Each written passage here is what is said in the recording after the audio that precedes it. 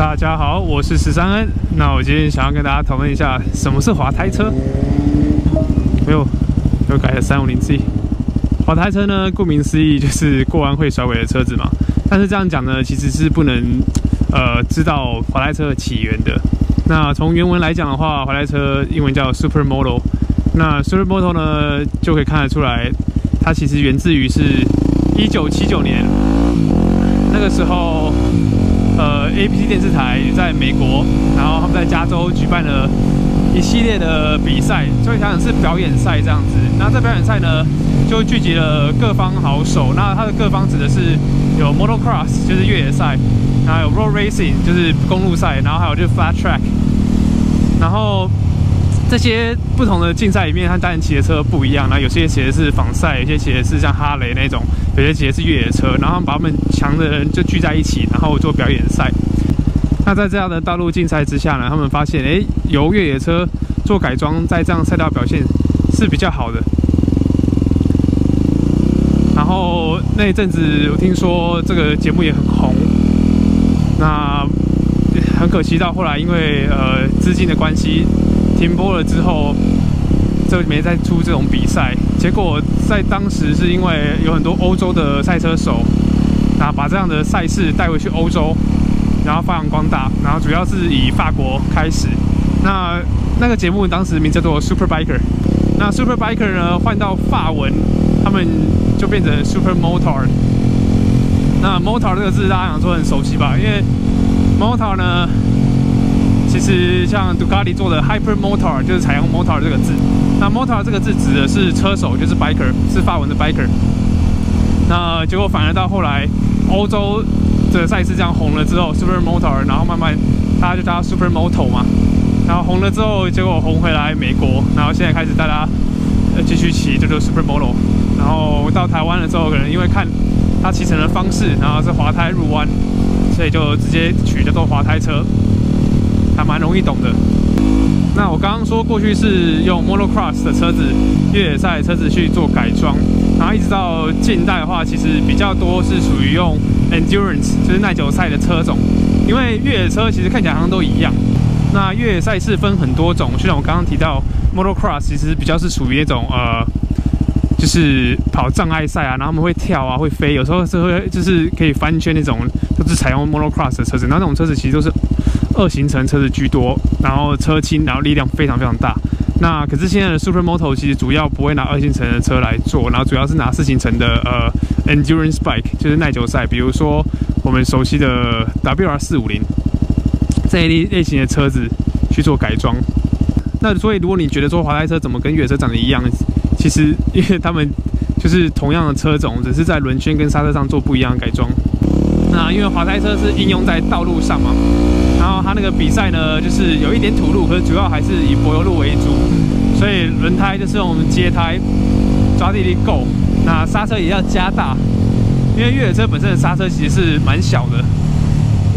跑土路的时候，你刹车太大的话，你就一刹就直接锁死，结果反而在道路上应用是不太一样。那当时传到欧洲之后呢，其实各家的欧洲厂商，尤其做越野车的厂商，像 KTM、海之瓜还有 Aprilia 他们。其实他们就开始着重在于滑胎车这部分，然后有出了很多竞赛车种，甚至一般道路车种嘛。那反而日本这方面是算很慢，拖了很久，然后才开始做市售车。可是市售车的版本，尤其日本车来讲的话，其实都是针对街道上所设计的，所以它不会像你所真正看到比赛中那些 Supermoto， 力量来的强。那以我这台滑胎车来讲的话，我这台是 WR250X， 也就是 249cc 的单缸车，那是经过街道就是所产生出来的车种，所以相对它不会像你看到那些竞赛中的滑胎车那力量来的大。那再来另外一台，其实大家熟悉的应该就是 DRZ400SM 了。那台是 Suzuki 针对街道所出的滑胎车种，那相对它的力量输出也不可能像其他Suzuki 旗下越野车、耐久车来强大。所以如果你真的要讲纯种滑胎车的话，其实呢比较像是拿真正越野车然后去做改装的滑胎车种，像 CRF450、WR450这一系列。所以从市售的滑胎车，你可以看到它的原生车种，像 DRZ 400SM 原生车种就是 DRZ 400S。其实之前 DRZ 还有出一台是 DRZ 410，那他们其实那些车都是属于零道车。那像 WR 也是 WR 有 WR250R， 那它也是零道车，可衍生出来的街车的车款。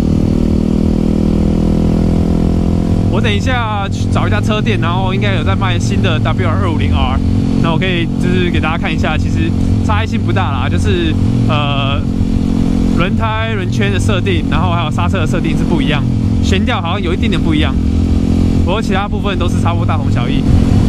好，前面有一家我记得他卖雅马哈跟Kawasaki的车店，刚好可以看一下那个这台车的零道车种，就是 WR250R。那这个简单比较，你就知道滑胎车其实差别在哪里。那仔细也发现，我这台车其实也换成了原厂的镜子，所以等一下比较的话，应该看起来更清楚。那至于为什么会换成原厂的镜子呢？等一下看我侧边的涂装，你会发现，其实我连涂装都换成雅马哈的经典配色，因为我要卖车了。不过那个我们下个影片再讲。好了，好，这是我的车 WR250X， 可以看到轮圈，这台马17寸钢丝圈。那刹车部分呢，你可以看大概是这么大，那浮动碟。好，大家看一下，我之后可能会在上面贴一下是多少直径。好，现在可以看到的 X， 那这边是 R 版，刚好摆在这边。那右边那个是 DRZ 400SM， 所以我们看这个，这是 R 版的。你可以看得到，当然除了尾灯改装什么的啊，侧边车子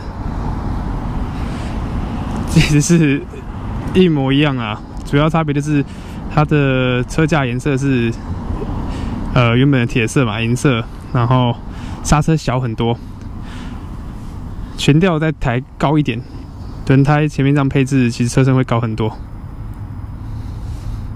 那这边刚好看到 DRZ 400SM， 那这边刚好有台 DRZ 400，刚刚好，有没有看到？配色几乎很像，对不对？可是其实轮胎的部分、刹车部分，这边光后刹都看到了，后刹比较小，后刹比较大。那旁边还有摆一个很像防倒球，对吧？你仔细看就知道了。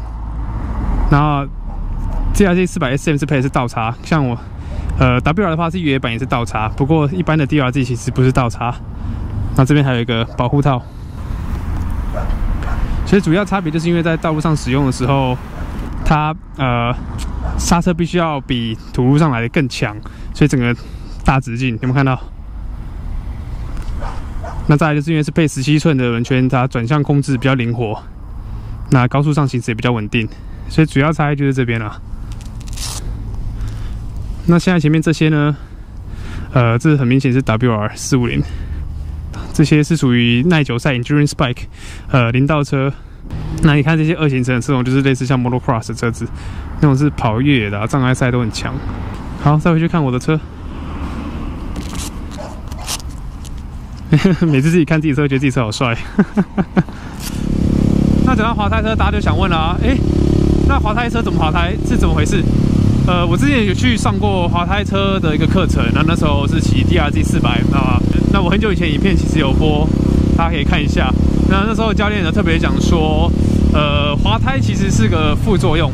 如果你今天过弯，你不是要滑胎过弯而过弯，以这样的滑胎车来讲，车轻，然后你前刹力道又够，在你入弯前的时候，其实你整个重心是摆在车头前面的。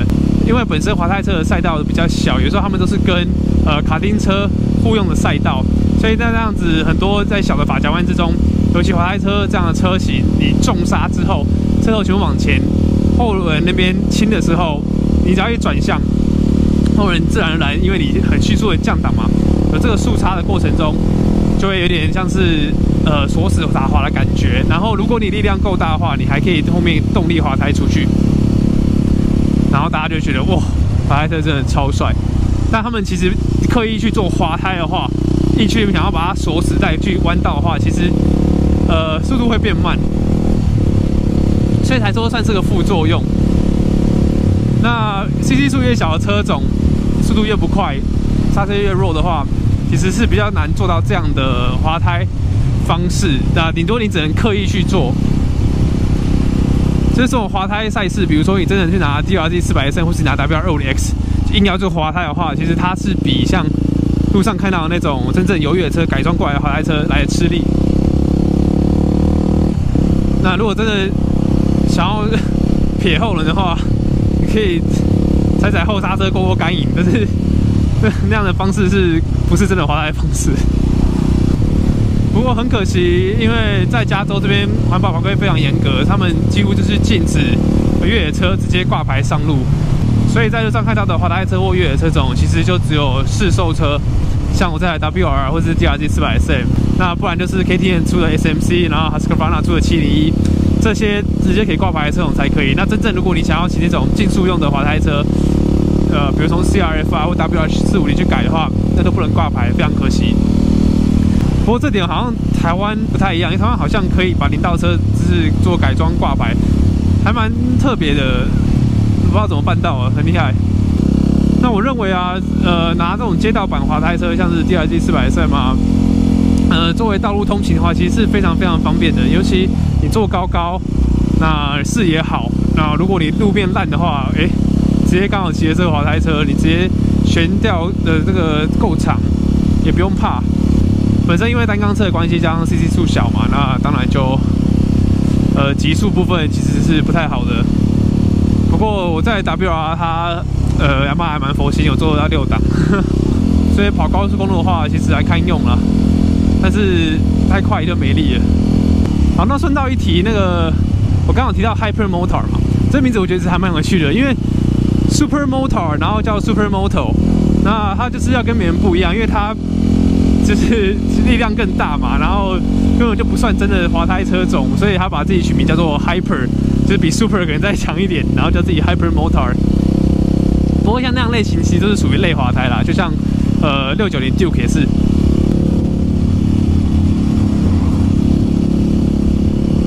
哦，保时捷。